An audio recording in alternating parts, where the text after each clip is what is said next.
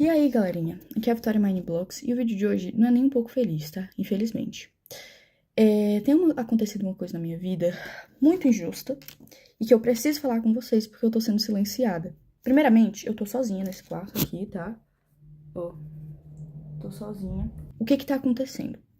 O meu pai veio pra justiça e começou a dizer que minha mãe está me maltratando, que ela tá me fazendo cárcere privado, fazendo um monte de coisa, que é crime, né, óbvio. E estão do lado dele, os órgãos públicos. Ministério Público, Conselho Tutelar, inclusive. Eu tô quase indo para um abrigo por conta de denúncias falsas do meu pai. O meu pai cometeu violência doméstica contra minha mãe. E isso foi 1% das coisas que ele já fez. E comigo também, ele cometeu diversos abusos. Quando eu tinha 11 anos de idade, meu pai me colocou sem roupa na frente dele. E eu já tinha corpo, já tinha seios, e ele me colocou com pelada na frente dele, com 11 anos de idade, tá? E ele me obrigou a ficar sem roupa na frente dele, e eu tentava tampar, né, porque eu tava me sentindo extremamente desconfortável e mal, eu tava chorando pedindo pra ele, eu tava implorando pra ele deixar eu me vestir e deixar eu me tampar, e ele começou a gritar dizendo que ele não era pra mim tampar e que era pra mim soltar a mão. Uma criança de 11 anos de idade.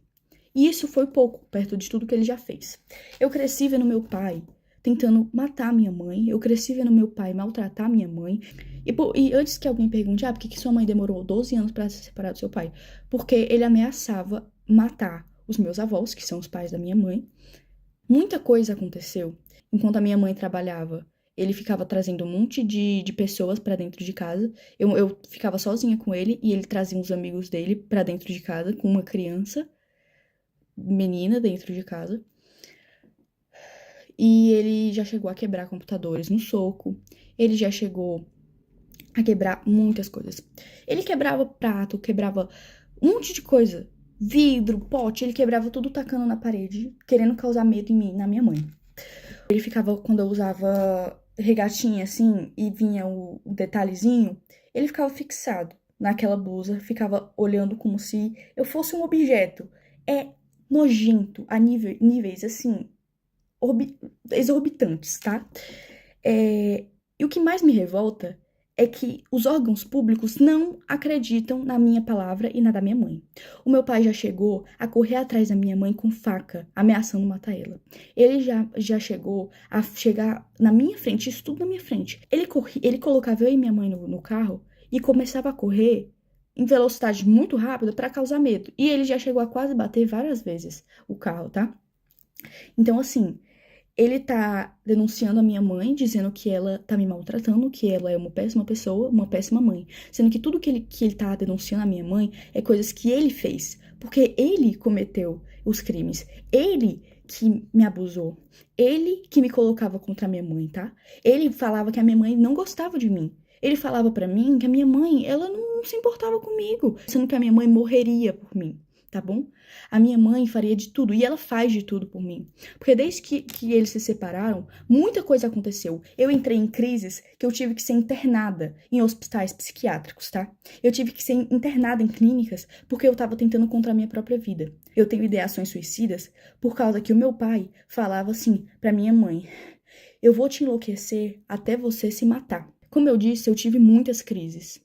De todos os traumas que ele me deixou, não tinha como eu não agir diferente. Me desculpa, mas eu não conseguiria não ter crises. Eu tenho crise de pânico, eu não consigo sair de casa, eu não consigo ir pra escola, porque a gente tem medida protetiva contra ele, e ele infringiu elas. Ele veio aqui em casa, ele tá de tornozeleira eletrônica, mas ele passa na frente da minha casa.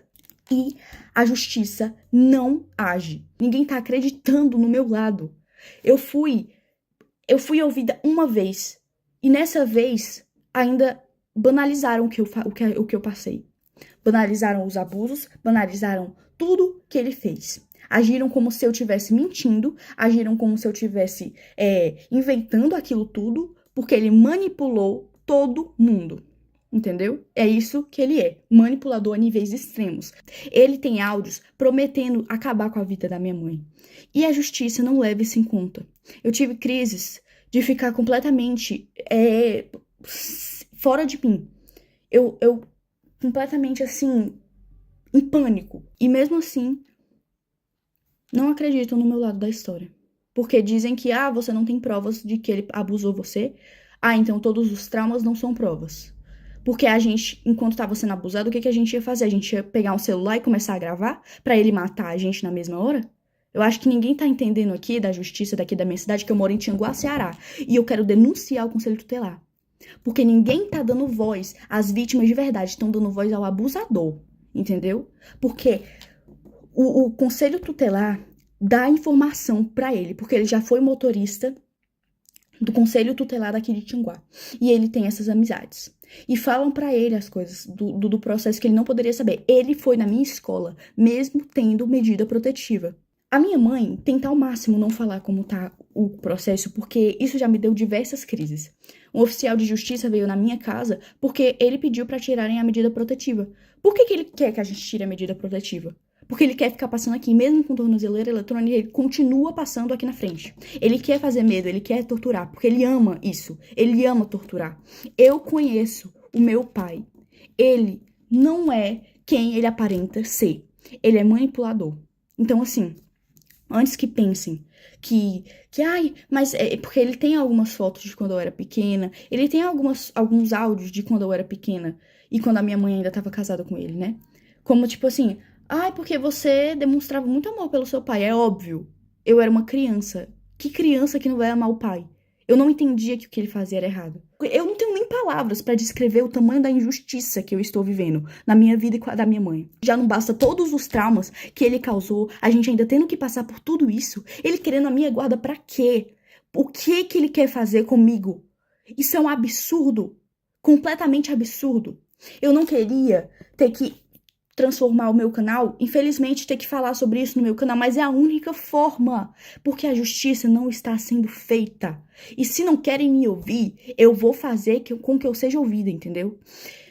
Então, assim, saiba, Conselho Tutelar e Ministério Público, que o que vocês estão fazendo é um absurdo. Vocês não estão acreditando na versão da vítima. Vocês estão preferindo escutar um abusador. Isso é um absurdo. Eu não tenho nem palavras pra descrever o tamanho do choque que eu tenho, tá? Tudo que ele tá denunciando, o cárcere privado, maus tratos, era tudo isso que ele fazia. Era exatamente isso que ele cometia. Ele proibiu eu e minha mãe de a gente sair de casa. A gente não podia sair de casa. E se saísse, ele surtava e quebrava as coisas. Tô cansada de ter que viver com medo, porque eu tenho medo de sair de casa. Porque eu sinto como se ele estivesse me vigiando. Eu não tô indo pra escola, eu tô tendo que estudar em casa, porque eu tenho medo. Eu não aguento mais ter medo. O meu avô é mais pai do que o meu próprio pai biológico, tá? A minha avó é a minha segunda mãe. Eu tenho duas mães, a minha mãe mesmo e a minha avó.